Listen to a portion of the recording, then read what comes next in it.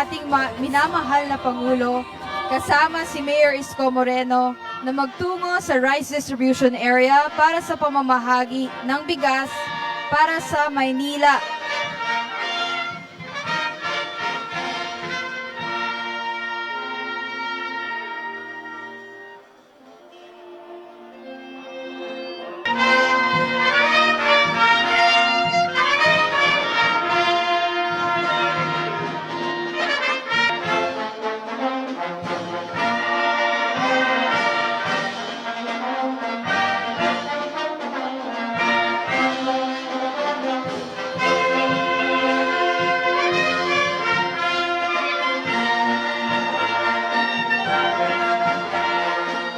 Bilang bahagi ng programa, pangungunahan ng ating Pangulong Ferdinand R. Marcos Jr., kasama sina City Mayor Francisco M. Domagoso, Vice Mayor Angela Le Atienza at Teresita C. Cozon, Vice Chairperson ng SM Investments Corporation, ang pagbisita sa itinilagang distribution area upang personal na saksihan ang validation at pamamahagi ng 1,000 sako ng bigas sa mga manggagawa mula sa retail, janitorial, security, maintenance at food service sectors.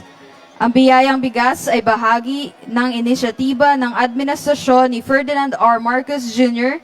na naglalayong magbigay ng agarang tulong sa mga pamilyang apektado ng pagtaas ng presyo ng bilihin. Inaasahang makikinabang dito ang humigit kumulang 80,000 pamilyang Manilenyo kasabay ng pagsuporta sa lokal na mga magsasaka.